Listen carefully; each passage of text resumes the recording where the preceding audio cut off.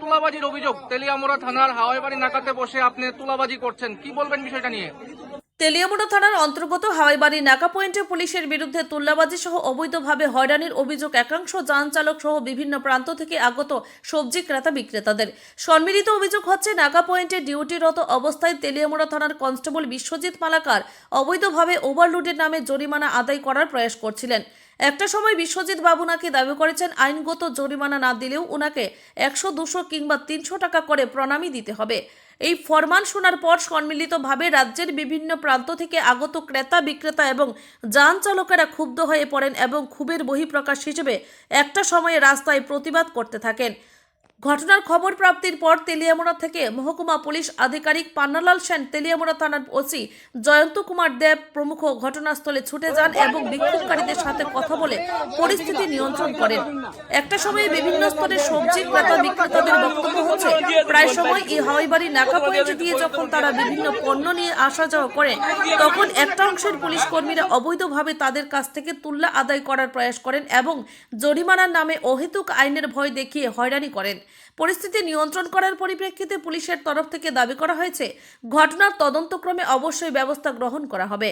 সর্বশেষ খবর অনুযায়ী জানা গেছে, কনস্টেবল বিশ্বজিৎ মালাকারের বিরুদ্ধে দপ্তর অতি শীঘ্রই কড়া ব্যবস্থা গ্রহণ করতে চলেছে। ব্যুরো রিপোর্ট, আমার ত্রিপুরা এক্সপ্রেস। তাহলে আমি ছবি তুলে এই পজিশনে আছে, আপনারা তো বলছেন ফাইনের আওতায় আসছে না, তাহলে আমি ছবি তুলে আমি তো ঠিক আছে পাঠাই হোয়াটসঅ্যাপে, হ্যাঁ ইনস্ট্রাকশন আসলে আমি ছেড়ে দেবো, আপনাদের আর গেট পাস থাকলে আপনারা। ওনাদের বক্তব্য, ওনারা নাকি আপনারা কি বলেছেন ওনাদেরকে 200 টাকা 300 টাকা 100 টাকা দিতে হবে ফাইন, আর এই উৎকোচ বাবদ ওনারা অনেক কিছু বলতে পারে। আমার তাহলে এখানে যারা যতজন মানুষ বলছে ওরা মিথ্যা বলছে, আপনি সত্য বলছেন? আমি আমার সত্যতা বলছি। তাহলে ওনারা যারা বলছে সব কথা মিথ্যা এবং আপনার যেটা সত্য কথা নাকি?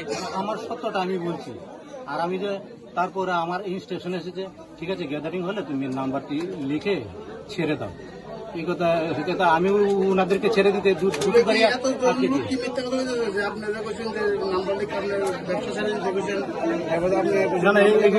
এইগুলো আমি বলেছি। এখানে যারা আছে সবাইকে মিথ্যা বলছে।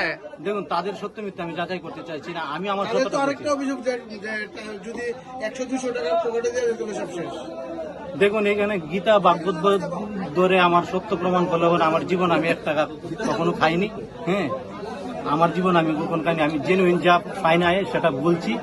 আর ওনারা দিতে চাইছেন না, আমি তাও বলছি আপনার ওটা আপনার ব্যাপার, কিন্তু আমি ইনস্ট্রাকশন এলে আমি আপনাদেরকে ছেড়ে দেবো। তারপর ইনস্ট্রাকশন এসেছে, হ্যাঁ বলো একটু অপেক্ষা করতে, আমি আবার বলেছি না গ্যাদারিং হয়েছে, গ্যাদারিং হলে চলে যেতে বলো। যখন বলেছি চলে যেতে, ওনারা বলছে না আমরা অফিসার না আসলে অফিসারের সঙ্গে কথা না বলে আমরা যাবো না। কি নাম আপনার?